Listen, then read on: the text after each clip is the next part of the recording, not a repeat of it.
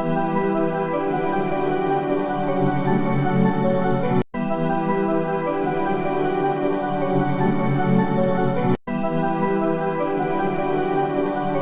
जिनेंद्र। जैन धर्म की पाठशाला start with the basic learning में आप सभी का स्वागत है। मैं स्नेहा जैन आज आपके सामने सामायिक क्या है, सामायिक क्यों की जाती है, सामायिक के क्या लाभ हैं, सामायिक हमारी सामायिक और साधु भगवंतों की सामायिक में क्या अंतर है और इससे हमें हमारे जीवन में क्या प्रभाव पड़ता है, इन सभी बातों को लेके आई हूँ। साथ ही साथ मैं आपको ये भी बताऊंगी कि सामायिक करते समय कितना समय अंतराल होना चाहिए, किस मुद्रा में सामायिक करनी चाहिए, सामायिक में कौन कौन से दोष होते हैं, उन सभी के बारे में हम बताएंगे। तो चलिए वीडियो स्टार्ट करते हैं। सामायिक में सबसे पहली चीज़ है कि सामायिक क्या है। तो सामायिक है हमारे सभी तरह के जो पाप हैं उनको त्याग करने की प्रतिज्ञा, इसे हम सामायिक कहते हैं।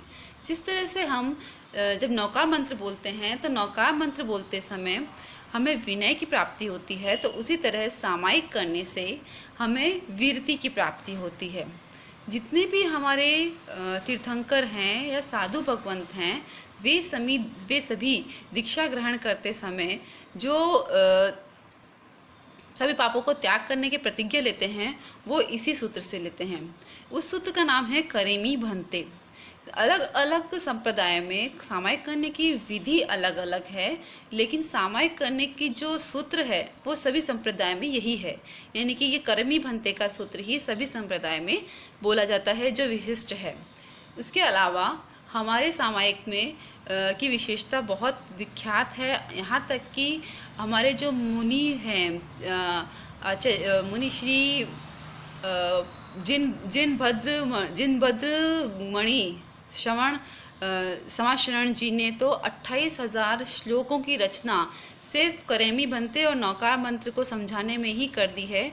अतः ये दोनों चीज़ें अपने आप में बहुत बड़ी है, क्योंकि सामायिक एक प्रतिज्ञा सूत्र है, इसीलिए इसे सामायिक प्रतिज्ञा सूत्र भी कहा जाता है और इसकी भाषा बहुत सरल होने के कारण इसे सामायिक दंडम सूत्र भी कहा जाता है। अब सामायिक में किन किन की चीज़ों की आवश्यकता होती है। सामायिक में शुद्ध वस्त्र की आवश्यकता होती है, कटाशने की, मुँहपत्ती की, आसन की आवश्यकता होती है, कुछ धार्मिक पुस्तकों की आवश्यकता होती है और हम ये गुरु के समक्ष जाके करते हैं तो हमारे गुरु की आज्ञा मानी जाती है। अगर गुरु न हो तो गुरु की स्थापना की जाती है, तो इसमें स्थापना जी सूत्र बोला जाता है और गुरु की स्थापना सूत्र बोल के ये माना जाता है कि गुरु हमारे समक्ष ही है। उसके लिए कोई भी धार्मिक पुस्तक को अपने आगे रखा जाता है।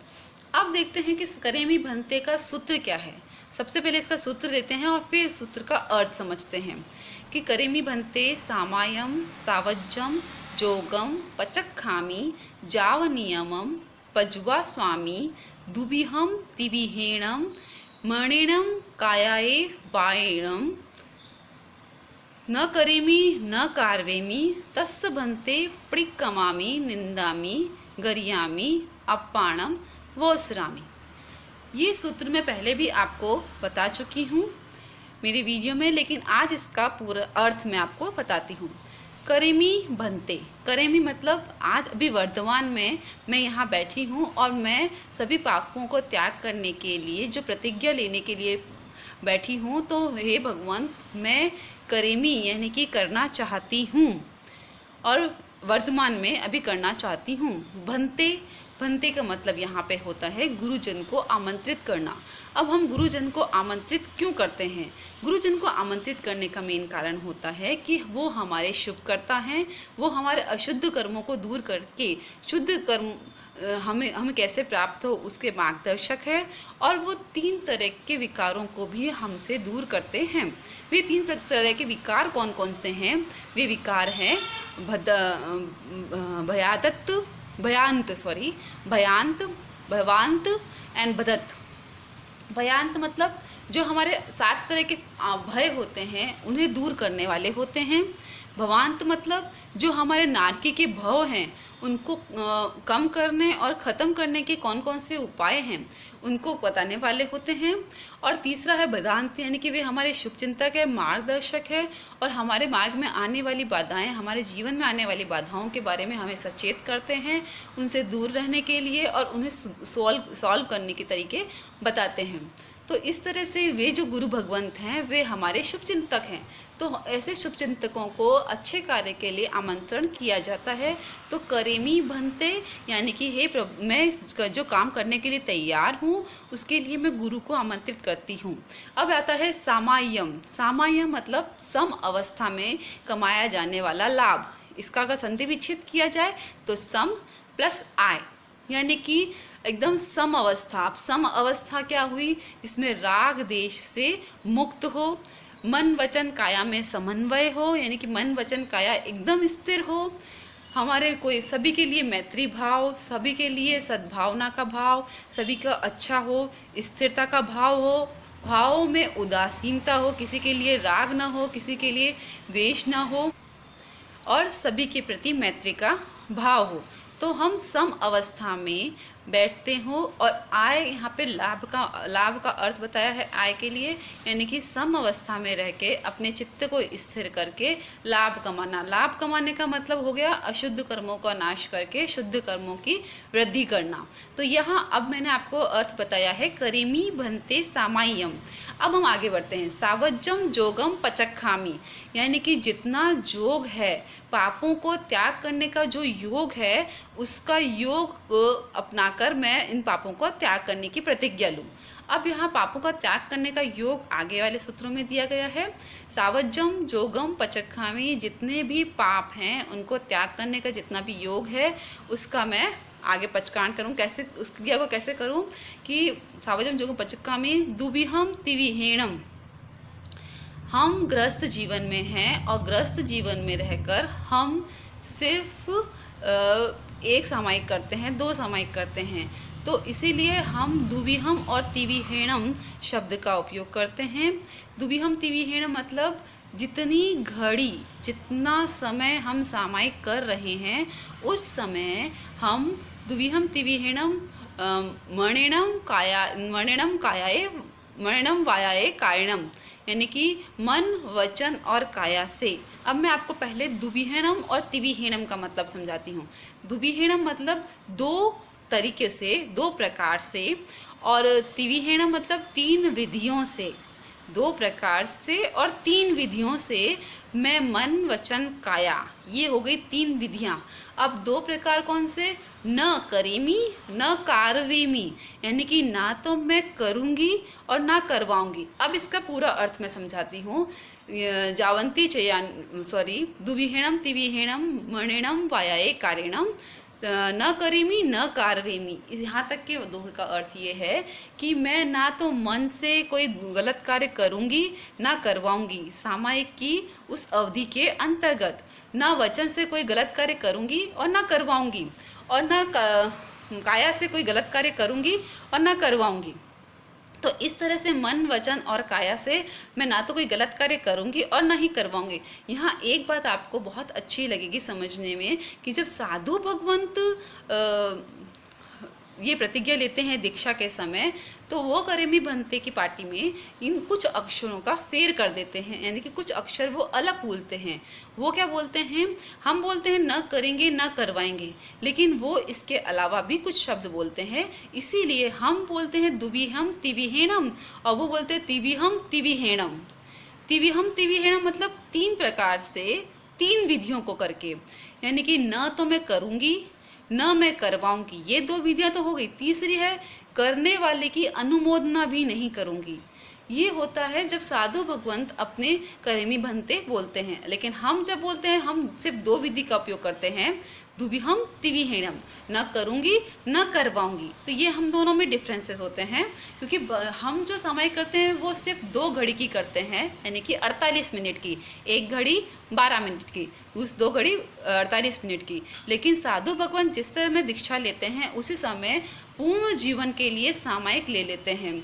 वो हर एक पल सामायिक में ही रहते हैं। वो हर एक पल पापों को त्याग करने की प्रतिज्ञा में रहते हैं और हर एक पल वो यही कहते हैं कि ना मैं मन से, ना वचन से, ना काया से, ना कोई कार्य गलत करूँगी, न करवाऊँगी और न करने वाले की अनुमोदना करूँगी। तो यहाँ ये डिफरेंसेस हैं। उसके आगे अब अपन बढ़ते हैं। न करेमी न कार्यमी तस्य भन्ते। यहाँ भन्ते वर्ड 2 बार यूज़ किया गया है। पहले हमने वर्ड यूज़ किया था करेमी भन्ते और अब दूसरा यूज़ किया है तस्य भन्ते। तो अब तस्य भन्ते का क्या मतलब होगा? यहाँ भन्ते का मतलब है कि जब मैंने ये पापों का त्याग करने की प्रतिज्ञा तो ले ली, लेकिन इन पापों को त्याग करने की प्रतिज्ञा का ज्ञान मुझे किसने दिया? मुझे इनका ज्ञान गुरु भगवंत ने दिया। तो मैं उन गुरु भगवंतों की भक्ति करती हूँ। मैं तस्य भन्ते, यहाँ पे गुरु भगवंतों, पहले हमने गुरु भगवंतों को आमंत्रित किया था, अब यहाँ हम गुरु भगवंतों की भक्ति करते हैं कि ऐसे गुरु भगवंत जिन्होंने मुझे ये ज्ञान दिया कि इस सूत्र से तुम सामायिक कर सकते हो और सामायिक करके अपने पुण्यायों को बढ़ा सकते हो, अपने पापों को घटा सकते हो। तो ऐसे गुरु भगवंतों की मैं भक्ति करती हूँ, ऐसे गुरु भगवंतों की मैं अनुमोदना करती हूँ और ऐसे गुरु भगवंतों के लिए मैं ये कहती हूँ कि सामायिक में जितना भी पुण्य मुझे मिले उसमें आपका भी भागीदारी है, आपका भी योगदान है, क्योंकि आप ही के कारण मुझे इस मंत्र का ध्यान पड़ा, इस तरीके का ज्ञान मिला और इस तरीके को करके मैं अपने आत्मा को अपने आप को आत्मा को शुद्ध कर सकती हूँ। तो यहाँ तस्य बनते का मतलब हो गया गुरु की अनुमोदना करना। तस्य बनते परिक्रमामी निंदामी गरियामी और अपाणम वोसरामी। अब ये परिक्रमामी, निंदामी, गरियामी, अपाणम वोसरामी, ये 4 पद हैं। इसे चतुष्कीय पद बोले जाते हैं। ये 4 पदों में हम क्या करते हैं कि हमारे भूतकाल में जितने भी हमने पाप किए हैं उन पापों के लिए हम जो उपाय करते हैं, इसमें हमें उपाय बताए गए हैं। उन पापों को हटाने के लिए जो उपाय हम करते हैं उनका डेफिनेशन दिया गया है। जैसे परिक्रमामी, परिक्रमामी का मतलब यहाँ बताया गया है कि हम जितने भी पाप हैं, जिस मार्ग में हम चल रहे हैं, यदि हमें लगता है कि ये हमारे शास्त्रों में गलत है, ये मार्ग, इस मार्ग के बारे में हमें शास्त्रों में गलत बताया गया है कि ये मार्ग में हमको नहीं जाना चाहिए, तो तुरंत उस मार्ग से हट जाएं। जैसे चोरी का, अहंकार का, क्रोध का, लोभ का, मान का, माया का, कसाय का, कोई भी ऐसा मार्ग है जो हम अपना रहे हैं जिसमें कि हमको राग द्वेष बढ़ रहे हैं, तुरंत उस मार्ग से हम हट जाएं। तो भूतकाल में किए हुए जितने भी पाप हैं, उनके जितने भी मार्ग हैं, उन सब से हम हट जाएं। और दूसरा निंदामी, यदि हमने कोई गलत कार्य किए हैं तो उसको उसी से हमें छोड़ तो दे ही, साथ में कोई गलत काम कर रहा है तो उसकी निंदा करें, मन में इसको सोचें कि ये काम हमारे लायक नहीं है, उसको अच्छे अनुमोदना से नहीं बल्कि उसको नाराज़ की नज़रों से, घृणा की नज़रों से देखें, उसे न करने की भावना रखें। जैसे किसी की हिंसा करना, जीव की हिंसा करना, ये हमारा धर्म नहीं है, तो इसे नहीं करना है, इसकी निंदा करने कि हमको अहिंसा ही करना है, हमें हिंसा नहीं करनी है। इसी तरह से गरियामी, बहुत सी बार ऐसा होता है ममत्व के कारण, मोहनीय कर्म के कारण हम कुछ एक काम को छोड़ना चाहते हैं कि नहीं करना है, लेकिन फिर भी हम उसे करते रहते सिर्फ हमारा ममत्व है या मोह है। तो हम ऐसा कर सकते हैं कि गुरु के समक्ष जाकर अपने उस काम की निंदा कर सकते हैं, अपने उस काम के बारे में बता सकते हैं। आज बताया, फिर कल गए, फिर आज किया, आज बताया, फिर कल गए, फिर कल किया तो कल भी बताया। इस तरह से जब हम अपने ही बुरे कर्मों की बार बार निंदा करते हैं, बार बार बताते हैं, तो गुरु हमें मार्गदर्शन देते हैं। और साथ ही साथ जब हम अपने गलत कार्यों को बार बार बताते हैं किसी सामने, तो हमें अंदर से एक आवाज़ आती है, अंदर से फीलिंग आती है कि हमें ये अब नहीं करना चाहिए। तो वो गलत आदत छोड़ने की हमें अंदर से ही फीलिंग आने लग जाती है और धीरे धीरे हम वो गलत कार्य करना छोड़ देते हैं। तो गरियामी मतलब अगर कोई गलत कार्य आप कर रहे हैं तो उसको बार बार बताइए कि मुझसे ये गलत काम हो रहा है, मुझसे ये गलत काम हो रहा है, मैं नहीं करना चाहती लेकिन मोहवश हो रहा है। तो धीरे धीरे वो गलत काम होना अपने आप बंद हो जाएगा। अपाणम वोसरामी, यानी कि उन सभी पापों का मैं त्याग करती हूँ।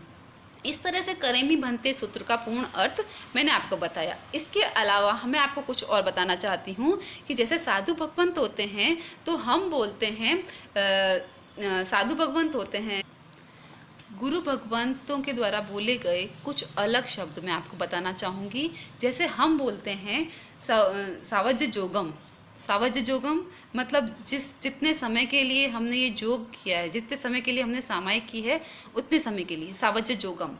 पर गुरु भगवंत बोलते हैं सवम सावज्य जोगम पचक्खामी, क्योंकि उन्होंने आजीवन के लिए सामायिक ले ली है तो वो बोलते हैं कि मैं हर वक्त वीरति में ही रहूँगा या रहूँगी।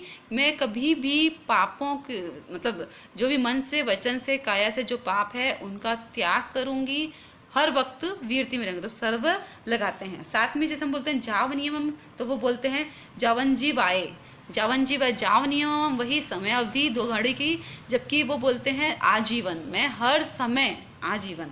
उसी तरह से हम बोलते हैं दुविहम तिविहेणम, इसका मैंने आपको बता दिया पहले ही। वो बोलते हैं तिविहम तिविहेणम। हम बोलते हैं न करेमी न कार्वेमी, वे बोलते हैं न करेमी न कार्वेमी कर कर कर तपी कर तपी अन्न न समाणु जाणामी, यानी कि न करने वाले की अनुमोदना भी नहीं करूँगा या करूँगी।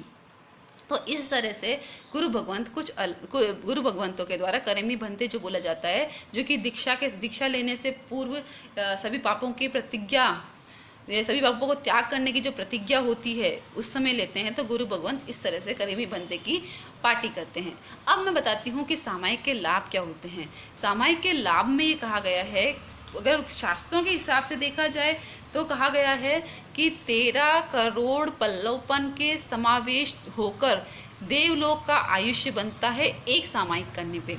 आपको ये पता होगा कि पुण्याई श्रावक की सामायिक जो है सर्वश्रेष्ठ सामायिक मानी जाती है, और भगवान महावीर स्वामी ने अपने देशना में भी कहा था कि अगर सर्वश्रेष्ठ सामायिक है तो पुण्याई श्रावक की सामायिक है। तो श्रेणिक राजा ने अपने 7वें नरक के कष्टों को कम करने के लिए या 7वें नरक के जाने के रोकने के लिए भगवान महावीर स्वामी से जब उपाय पूछा था तो महावीर स्वामी ने कहा था कि तुम पुण्याई श्रावक की जैसे एक सामायिक कर लो तो तुम्हारे सारे जो भी पाप हैं वो धुल जाएंगे। लेकिन यहाँ पे श्रेणिक राजा वो सामायिक नहीं कर सके, उसका सबसे मेन कारण था उनका चारित्र मोहनीय कर्म। चारित्र मोहनीय कर्म यानी कि कसाय और 9 कसाय उनके इतने अधिक थे कि वो सामायिक कर ही नहीं सके। तो देखिए यहाँ पे हम कितने संपन्न हैं कि हमारे पास गुरु भगवंत हैं जिन्होंने हमें ये सामायिक करने का सूत्र प्रदान किया है, और हम अपने इस सामायिक करके इस चारित्र मोहनीय कर्म को कम करके अपने आत्मा को शुद्ध कर सकते हैं। मैं यहाँ आपको ये नहीं कहूँगी कि आप रोज़ सामायिक कीजिए, आपको रोज़ सामायिक करनी चाहिए, सामायिक करनी बहुत ज़रूरी है, हम जैन हैं हमें सामायिक करनी चाहिए, पर मैं आपका इसका जो महत्व है वो आपको जरूर बताऊँगी कि अगर आपको अपने चारित्र मोहनीय कर्मों को कम करना है तो सामायिक से अच्छा उपाय और कुछ नहीं है। आपके कसायों को कम करना है, क्रोध मान माया लोभ को कम करना है, उसको सहायक करने वाले 9 कसाय के तत्वों को यदि कम करना है तो आपको सामायिक करना चाहिए। और फिर नहीं, इसके गुणों का जब हमें पता चलता, जब हम किसी चीज़ की गुणों के बारे में अगर हमें पता चलता है तो हम अगर उसे अपनाते हैं तो वो गुण भी हम में आ जाते हैं, और जितने अपने गुण अच्छे होते हैं, जितनी आत्मा शुद्ध होती जाती है, और हमारे जो जीवन के हमारे जो भावों की अशुद्धता है वो उतनी ही कम होती चली जाती है। तो यहाँ आपको मैंने सामायिक में जो बोले जाने वाला सूत्र है, जो कि हमारे चाहे वो कोई भी पंथ हो, हमारे देव गुरु धर्म में सर्वश्रेष्ठ माने गए हैं। सकल संघ में चाहे श्रावक श्राविका साधु साध्वी ये सभी इसको अपनाते हैं। तीर्थंकर हमारे देवादिदेव तीर्थंकर भी इन्हें ही अपनाते हैं। इसी सूत्र को अपना के वो अपने पापों को त्याग करने की प्रतिज्ञा लेते हैं। अब हम ये कह सकते हैं कि सामायिक एक ऐसी पूंजी है जिसे अगर हम प्राप्त कर लेते हैं तो हमें भवों के जो दुख है उससे मुक्ति मिलना शुरू हो जाता है। इसके अलावा भगवान ने सामायिक करते समय कुछ दोषों का भी वर्णन किया है कि अगर इस तरह से सामायिक करते हैं, जैसे अभी एक बच्चे को पूछा गया कि भाई तुम्हारे घर में दादी सामायिक कैसे करती है, तो वो पास में पड़ा एक दुपट्टा लेके आया, उसे ओढ़ा और बैठ के थोड़ी देर बाद ऐसे ऐसे ऐसे ऐसे करने लग गया। तब फिर वापस पूछा गया उस बच्चे से कि भाई ये क्या कर रहा है, कि ये सामायिक कर रहा हूँ, दादी ऐसे ही सामायिक करती है। तो वो सामायिक नहीं मानी जाती है। सामायिक में कुछ दोष होते हैं। सामायिक करते वक्त हम कुछ दोषों को अपनाते हैं, तो वो दोष कौन कौन से हैं वो मैं अपने नेक्स्ट वीडियो में आपके लिए लेके आऊँगी। सामायिक का चैप्टर में अभी और आगे चलाऊँगी, क्योंकि ये सामायिक लेने की विधि है, सामायिक पाड़ने की भी अपनी ये सामायिक लेने का सूत्र है, सामायिक पाड़ने का भी सूत्र होता है। और उसके बाद विधियाँ आती है। तो विधियाँ सभी पंथों में, चाहे तेरह पंथ हो, चाहे स्थानकवासी हो, चाहे मंदिर मार्गी हो, चाहे दिगंबर हो, सब में थोड़ा थोड़ा समय के साथ परिवर्तन हुआ है, लेकिन सूत्र ये अमर, ये अटल है। ये भूतकाल के तीर्थंकरों ने भी इसी सूत्र से दीक्षा ली थी, भविष्य काल के तीर्थंकर भी इसी सूत्र से दीक्षा लेंगे। तो ये सूत्र अटल है, दीक्षा सामायिक लेने का भी और सामायिक पाड़ने का भी। मुझे आशा है कि मैंने सामायिक के सूत्र के बारे में आपको हर एक एक अक्षर के बारे में जानकारी दी। अगर फिर भी आपको कोई प्रश्न है तो आप ज़रूर पूछ सकते हैं। धन्यवाद।